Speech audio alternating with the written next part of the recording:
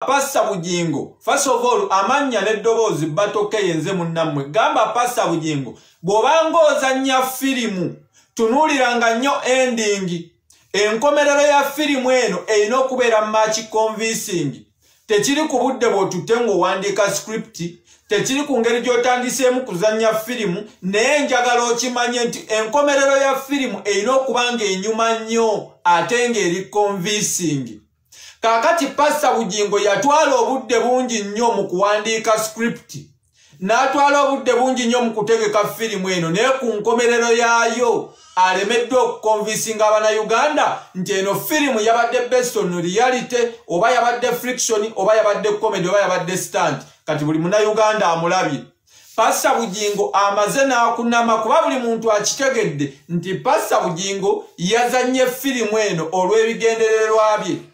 Ate twabagamba Bannayuganda, no one is safe mu Uganda, kubanga mu Uganda kati ensi etambulira ku diversion, ensi etambulira ku stunt. Government etegeka stunt ne ba individuals bategeka stunt. Kaakati tobeera victim wa stunt y'omuntu nga yalina kyagala okuyisaawo.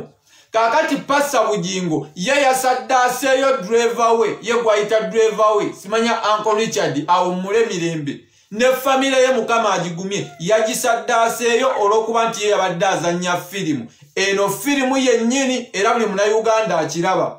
Era naffe kyekituleese kubanga Passa Bugingo ayina ebigambo bingi nnyo. Singa ku bigambo by'ayina ayongerako sympathy ey'okuba nti nno alaze eggwanga nti nno waliwo abaagala okumutta. Ayinza otufuukira ekizibu. Katulina okuggyayo amazima ne tugalaga Abannayuganda nti bannange, yadde ng'omusajja anoonya sympathy, yadde ng'omusajja kigambibwa anoonya bamuwe top security, yadde ng'ayina ebigendererwa bye ne ssente ze tumubanja eza Pentagon, eno yabadde firimu tagattako sympathy. Era kyenkugambidde ku magezi amangi oba amatono, ending ya firimu eno biggwa bitya. Kasooza nnya stunt gwe wenna Omunnayuganda atambula ku stunt ne diversion, naye gye biggwera n'otawategeka bulungi, ffe tuba tukubuuka, era gwe mulimu gwe tukola tujja ne tubuusa abalala. Bwe tuba nga twalemerera Museveni kati okuba Museveni okuba nga akyatulimba waneno ku social media, era akimanyi bulungi buli kyaleeta Abannayuganda ngagamba nedda kino kyabadde bwe kiti. Kaakati ono Passa Bugingo y'ani alowooza mbu agenda kuzannya firimu y'amasasi, ffe tulowooze nti firimu yabadde ya ddala. Omusajja n'agamba bamututte mu ICU, bamututte oba ku katanda kali akatuukirwako n'atuulaawo. Ne yeeteekako akantu ka kanyula, ne kanyula yennyini nga tebagitaddeemu, oba okitegeera. Yeetaddeko kanyula naye nga ne kanyula oba mazzi oba ki tebamutaddeeko, oba mukitegeera. Oyo ye Passa Bugingo. Ebifaananyi byonna biremeddeyo. Tuli ku kifaananyi kimu bibiri kwe tutambulira. Tetulaba bifaananyi by'amasasi, mpozi nga mwe mwabirabye gakubye emmotoka.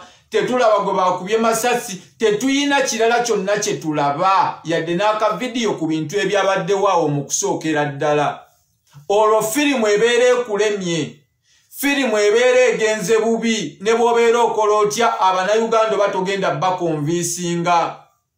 Kati Abannayuganda njagala tubabuulire olunaku olwajjo amawulire gatandise okufuluma nti AGOA Mwami Museveni finally stamped and sealed. Museveni bamugobye mu AGOA. Genda ne bamugoba mu AGOA olw'okutyobola eddembe ly'abantu.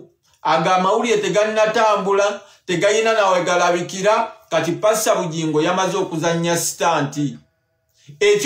Ekyokulala, Passa Bugingo ye yennyini ng'omuntu n'ayina by'ayagala bye tubagambye mbu ayagala security, oba okitegeera, ayagala sympathy, ayagala n'okulaga endiga nti bannaye nze Katonda ntambula naye. Amasasi 150, amasasi ameka gakubye emmotoka, naye nze ne sifunako yadde n'essasi eryankubye byonna. Kati ekyamagero kyatuukiddewo mu firimu y'amasasi. Ekyo nakyo kimuyamba ng'ogasseeko n'ebigendererwa bye ebirala bye tutannaba kumanya naye nga tujja bimanya. Oyo ye Passa Bugingo. Kati Abannayuganda muyina okubuuka ne mukimanya nti eno yabadde firimu yennyini. Naye kye ŋŋenda okwewuunya mu kino ekintu gwe mutima omusajja gw'ayina. Ye levo Abannayuganda kwe batuuse okuba nga bakolerako sitanti. kubanga nze sobola kutuula mu mmotoka ne nkola sitanti eyo amasasi gakuba nziriridde nga nange ndi wano ono agakubye bw'aseereramuko katono ate n'agakuba nze eyamugambye agakube oba mwekitegeera ekyo kiraga nti omuntu atuuse ku level ng'ali desperate to the extent nti obanga committinze suicide oba mwekitegeera oyo ye Pastor Bugingo naye nga Pastor Bugingo firimu yo ddayo otegeke endala mukama agigubye byebyo nno bangi bagiyita firimu nti Pastor Bugingo yadde mu firimu buli muntu ensonga eno agyogerako bubwe buli muntu ensonga eno agiraba nga bw'agiraba bannayuganda balina ebibuuzo byabwe ku mitima nti era mu kaseera kano kijja kitya ne bakuba driver ne bamukomerera amasasi ago gonna era ne babulawo essasi n'erimu erikuba pasita nga lya sirias ne limuyita buyisi ku mukono ne ku mugongo nga bwe batugambye kitegeeza nno nti osanga olukwe luno lwagenza okutuukawo nga Pastor Bugingo amanyi bulungi ebigenda okugenda mu maaso kubanga waliwo abateebereza n'okuteebereza tekisoboka okuba nga pasita ye yeereetedde olukwe luno yeekubire driver we ng'alina byayenoonyeza omanye endiga